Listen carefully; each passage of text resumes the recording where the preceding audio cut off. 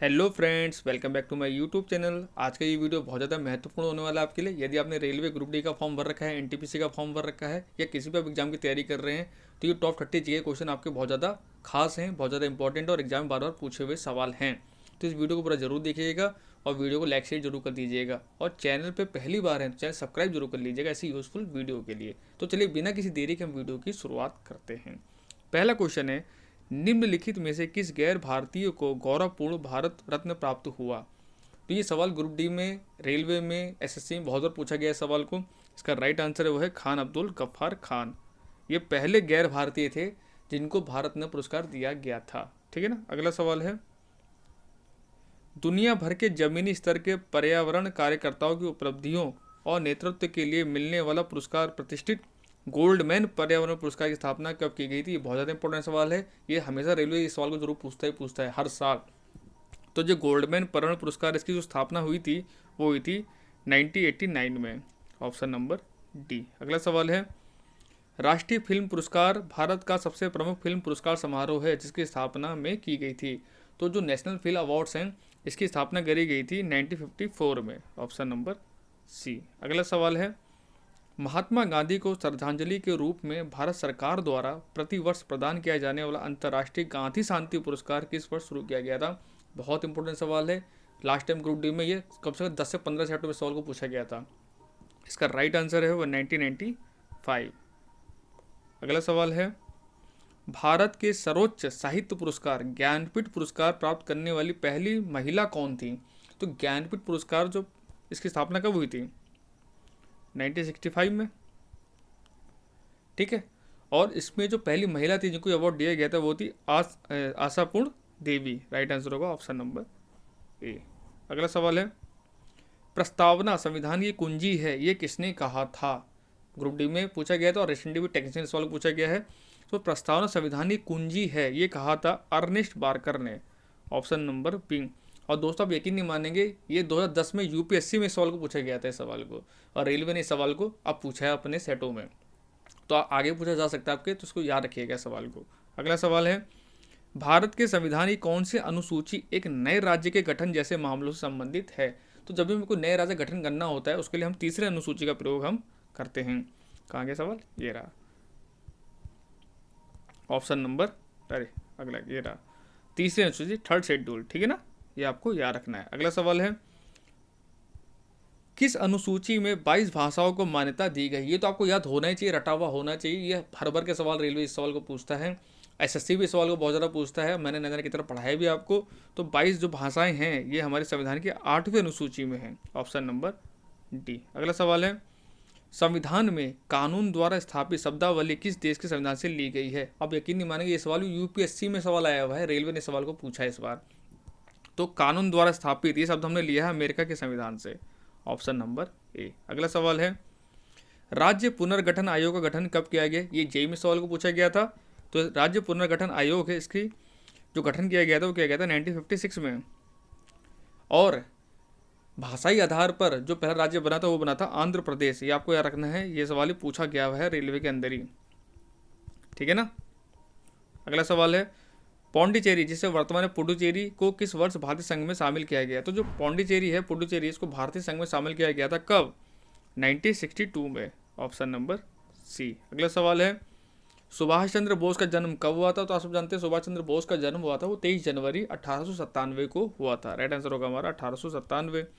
और 23 जनवरी के दिन हम क्या बनाते हैं, पराक्रम दिवस बनाते हैं। सुभाष चंद्र बोस जी की जयंती पे ही हम पराक्रम दिवस हम बनाते हैं। ठीक है ना। अगला सवाल है, डेविस कप किस खेल से संबंधित है। तो जो डेविस कप इसका संबंध है टेनिस से। अगला सवाल है, किस युद्ध ने भारत में ब्रिटिश नियंत्रण की स्थापना की। बहुत इंपॉर्टेंट सवाल है ये, बहुत ज़्यादा इंपॉर्टेंट सवाल है। एसएससी रेलवे ने इस सवाल को बहुत बार पूछा है इस सवाल को। इसका राइट आंसर है बैटल ऑफ बक्सर, बक्सर की लड़ाई। ये कब हुई थी, ये हुई थी 1764 में। ये आपको याद रखना है। और प्लासी बहुत ज़्यादा पूछता है, प्लासी की लड़ाई जो हुई थी ये हुई थी 1757 में। ठीक है ना। अगला सवाल है, पांग साउ पास अंतर्राष्ट्रीय महोत्सव 2025 का आयोजन किस राज्य में किया जा रहा है। तो ये पांग साउ पास अंतर्राष्ट्रीय महोत्सव बहुत ज़्यादा इंपॉर्टेंट है, करंट अफेयर का सवाल है, इंपॉर्टेंट सवाल है ये। तो इसका संबंध है अरुणाचल प्रदेश से। अरुणाचल प्रदेश और किसके बीच में, तिब्बत के बीच में। ठीक है ना। तो बॉर्डर पे आना जाना हो जाता है। यानी तिब्बत से आप अरुणाचल प्रदेश जा सकते हैं, अरुणाचल प्रदेश से आप तिब्बत जा सकते हैं, इस महोत्सव में यही होता है। ठीक है ना। अगला सवाल है, किस भारतीय अमेरिकी महिला ने संयुक्त राज्य अमेरिका की दूसरी महिला के रूप में पदग्रहण ग्रहण किया है? इंपॉर्टेंट सवाल है। जब भी अमेरिका में कोई भी सरकार गठित होती है और उसमें कोई भी अगर भारतीय मंत्री बनता है, कुछ भी बनता है, तो सवाल रेलवे जरूर पूछता है सवाल को। आप लास्ट टाइम के पेपर उठाकर देख भी सकते हैं। तो इसका राइट आंसर जो जो सेकंड वुमेन बनी है वो बनी है Usha Vance, option number C. विश्व आर्थिक मंच यानी वर्ल्ड इकोनॉमिक फोरम के दौरान ऊर्जा और अंतरिक्ष क्षेत्रों में निवेश से संबंधित किस राज्य ने समझौता ज्ञापन हस्ताक्षर किए हैं? तो आप सब जानते हैं इसको, अभी हाल ही उसकी बैठक चल रही है। कहाँ पे? दाओस में। यहाँ से कौन गए हुए हैं? यहाँ से हमारे गए हुए हैं एस जयशंकर जी वहाँ पे। और ये जो सहमति हुई है किस पे? ऊर्जा और अंतरिक्ष क्षेत्र में निवेश के लिए, ये इसका क्या है? तेलंगाना ने, ऑप्शन नंबर डी। अगला सवाल है, हाल ही में केंद्र सरकार ने बिजनेस डॉक्यूमेंट मैनेजमेंट के लिए कौन सा लॉकर लॉन्च किया है? मोस्ट इंपॉर्टेंट सवाल को मार्क कीजिए कि ये पक्का सवाल आपके रेलवे एग्जाम में आएगा। इसका नाम है एंटिटी लॉकर। जैसे आपका है डीजी लॉकर है, उसमें आप जो भी डॉक्यूमेंट वगैरह हैं वो आप रख सकते हैं, अपने पढ़ाई के ड्राइविंग लाइसेंस वगैरह, आधार कार्ड वगैरह सब रख सकते हैं। उसी प्रकार बिजनेस के जो डॉक्यूमेंट है उसके लिए लॉकर लॉन्च किया गया है, एंटिटी लॉकर इसका नाम है। तो ये पक्का आएगा एग्जाम में, देखना आपके। अगला सवाल है, हाल ही में किस राज्य के मुख्यमंत्री ने कवचम आपदा चेतावनी प्रणाली लॉन्च की है? तो जो कवचम आपदा चेतावनी प्रणाली है ये लॉन्च की है केरल ने, ऑप्शन नंबर बी। अगला सवाल है, हाल ही में किस आईआईटी ने शून्य अपशिष्ट बायो प्लास्टिक विकसित करने के लिए केंद्र की स्थापना की है? तो जब भी आईआईटी अच्छे काम करता है ना हमारे देश में, कोई भी सोते काम करता है, तो वो रेलवे उन सवालों को पूछता है, ये श्योर रहता है, क्योंकि ये टेक्नोलॉजी के सवाल हो जाते हैं, साइंस और टेक्नोलॉजी के। तो इसका राइट आंसर है, ये काम किया आईआईटी मद्रास ने। ठीक है ना। भारतीय रेलवे ने नया सौर ऊर्जा संयंत्र कहाँ स्थापित किया है? अब रेलवे सवाल है तो रेलवे सवाल पूछेगा। तो इसका राइट आंसर है कानपुर। और कानपुर को हम क्या कहते हैं? चमड़ा सिटी के नाम से जानते हैं, लेदर सिटी के नाम से भी जाना जाता है कानपुर को। ठीक है ना। अगला सवाल है, बाल एवं ऊन में सामान्यतः पाए जाने वाला प्रोटीन है? तो जो हमारे बाल होते हैं और जो ऊन होते हैं उनमें कौन सा प्रोटीन होता है? उसमें होता है केराटिन, ऑप्शन नंबर ए।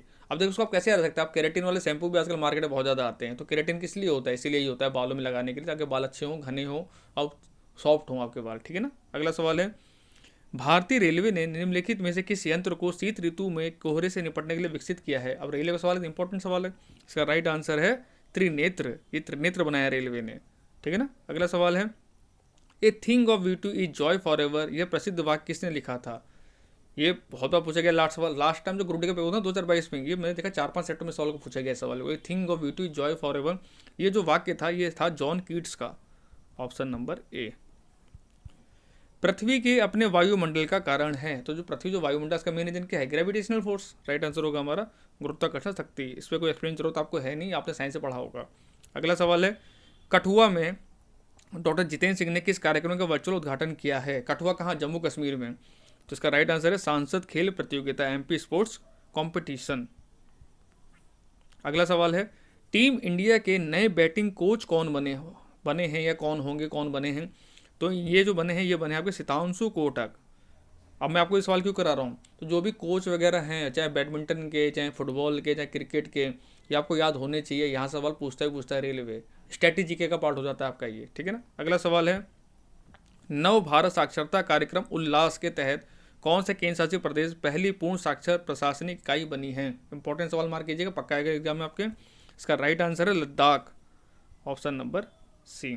और सेकेंड लास्ट क्वेश्चन इस वीडियो का, किस राज्य सरकार ने महिला सुरक्षा मिशन नामक पहल शुरू की है? तो महिलाओं की सुरक्षा के लिए ये मिशन लॉन्च किया गया है, ये पहल लॉन्च करी गई है बिहार सरकार के द्वारा, ऑप्शन नंबर बी।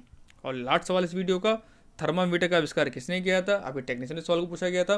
तो थर्मामीटर का जो आविष्कार है ये करा था, किस सब नाम से समझ गए होंगे? फ़ारेनहाइट नाम आ रहा है ना, ऑप्शन नंबर सी। तो friend thank you so much, channel को सब्सक्राइब जरूर कर लीजिएगा।